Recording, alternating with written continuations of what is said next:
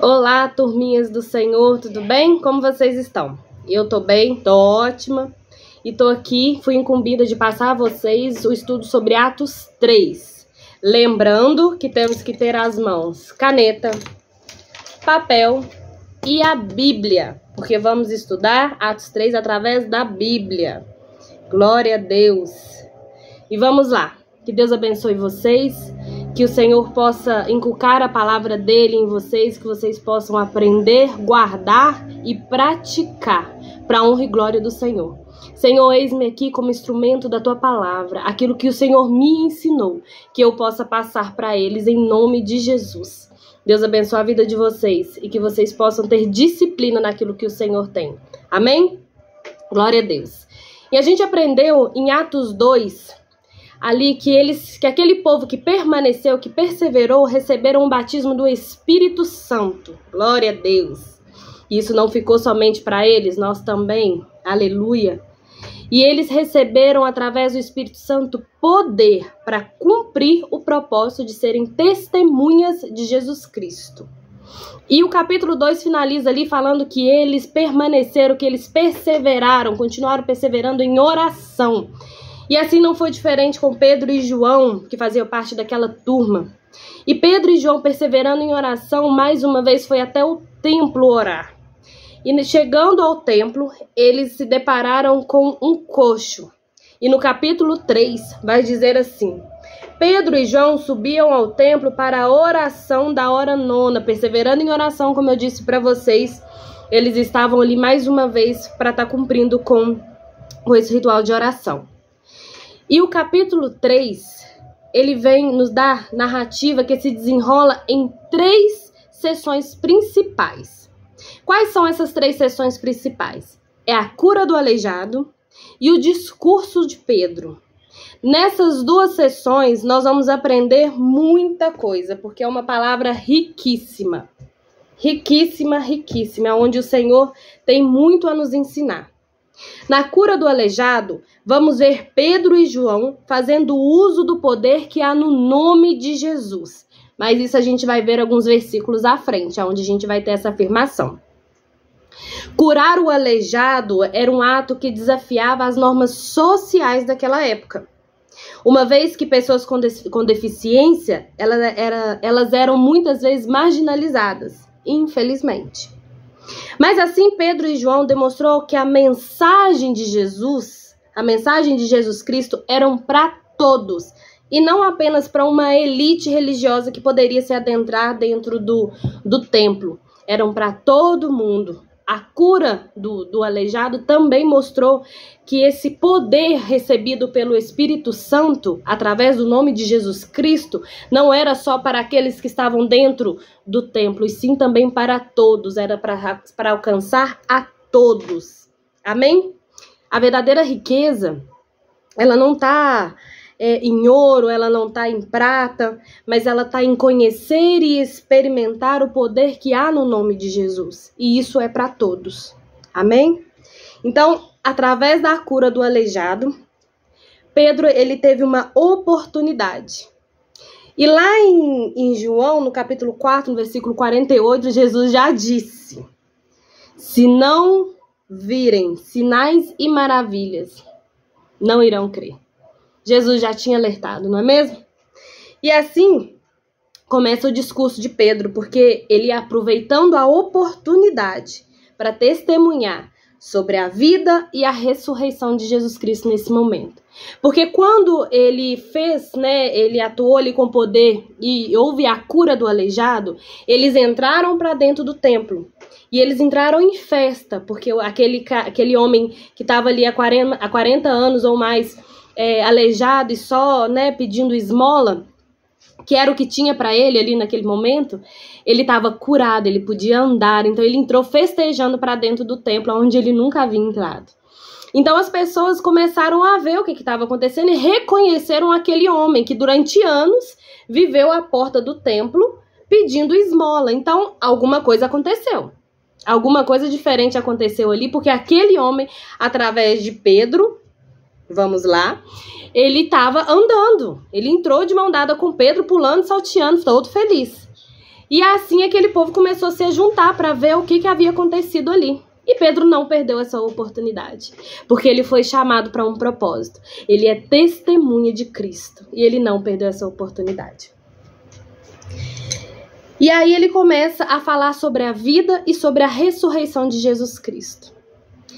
E ele disse: à vista disso, Pedro se dirigiu ao povo dizendo: Israelitas, por que vos maravilhais disso, ou por que fitais os olhos em nós, como se pelo nosso próprio poder ou piedade o tivéssemos feito andar?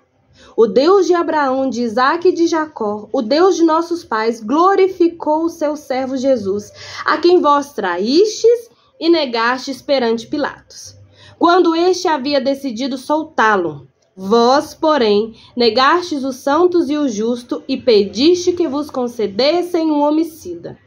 Disseste matastes o autor da vida, a quem Deus ressuscitou dentre os mortos, do que nós somos testemunhas. Ele não perdeu a oportunidade, ele já lançou ali.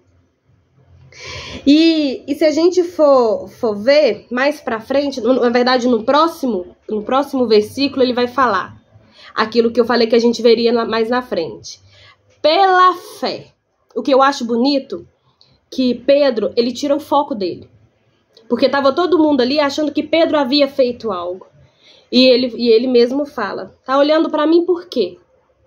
Tá achando que pelo próprio poder ou piedade tivéssemos feito andar? Não foi ele. E aí no versículo 16 ele fala: pela fé em nome de Jesus é que esse mesmo nome fortaleceu a este homem que agora vedes e reconheceis. Assim, sim, a fé que vem por meio de Jesus deu a este saúde perfeita na presença de todos vós. Ou seja, tá todo mundo aqui vendo que agora ele está em perfeita condição, mas não foi por mim.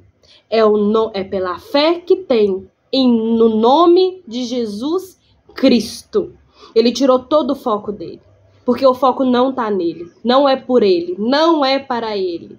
É Jesus Cristo, é o poder que tem no nome de Jesus Cristo. Amém? E lá em Marcos, eu vou até ler, porque como esse capítulo ele é um pouco menor, eu acho que vai dar tempo da gente ler aqui rapidinho. Lá em Marcos 16, no capítulo 16, do versículo 15 ao 18, fala o seguinte: e disse-lhes: ide por todo o mundo e pregai o evangelho a toda criatura. Quem crer e for batizado será salvo. Quem, porém, não crer será condenado. Estes sinais hão de acompanhar aqueles que creem. Em meu nome expelirão demônios, falarão novas línguas, pegarão em serpentes, e se alguma coisa mortífera beberem, não lhes fará mal. Se impuserem as mãos sobre os enfermos, eles ficarão curados. Assim aconteceu com Pedro, porque ele recebeu poder, e no nome do Senhor Jesus Cristo, ele fez o milagre que vem falar sobre a cura de um coxo, que é o nome que dá o capítulo 3. E glória a Deus, porque ele não perdeu a oportunidade a partir daí. O sermão de Pedro ilustra a necessidade de arrependimento. Você lembra que na aula passada, ou na outra anterior, o Bruno relatou que João Batista, quando ele começou a abrir caminho para a chegada de Jesus, ele pregou sobre o quê? Arrependimento. Jesus Cristo, quando ele começou o seu ministério, ele falava sobre arrependimento. Pedro, quando ele fez o seu primeiro sermão logo após o batismo do Espírito Santo lá em Pentecostes, o que ele falou? Sobre arrependimento. Aqui agora ele está tendo outra oportunidade de poder ministrar para aquele povo, de poder dar mais um sermão para aquele povo. E o que mais uma vez ele vai falar? Arrependimento.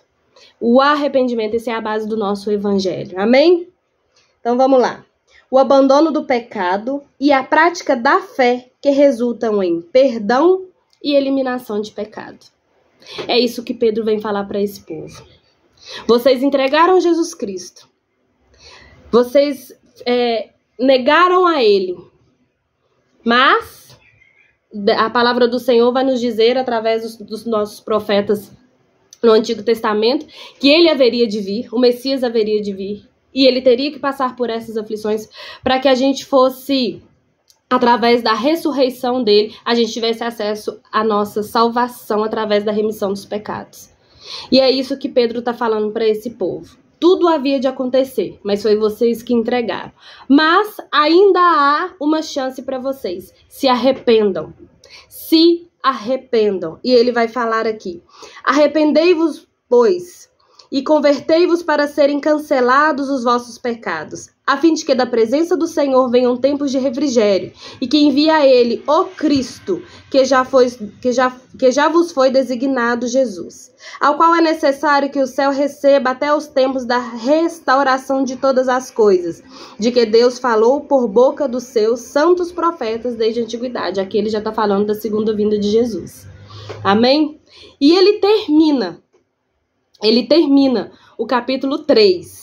Lucas termina narrando aqui no capítulo 3 sobre as passagens antigas, e ele fala: tendo Deus ressuscitado seu servo, enviou primeiramente a vós outros para vos abençoar, no sentido de que cada um se aparte das tuas perversidades.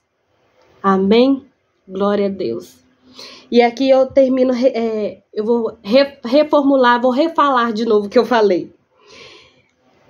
O abandono do pecado e a prática da fé, que resulta em perdão e eliminação de pecado. É basicamente isso aqui que ele terminou no versículo 3. Que Deus abençoe a vida de vocês. Espero que vocês possam entender e tirar reflexões do capítulo 3, que é algo lindo, maravilhoso.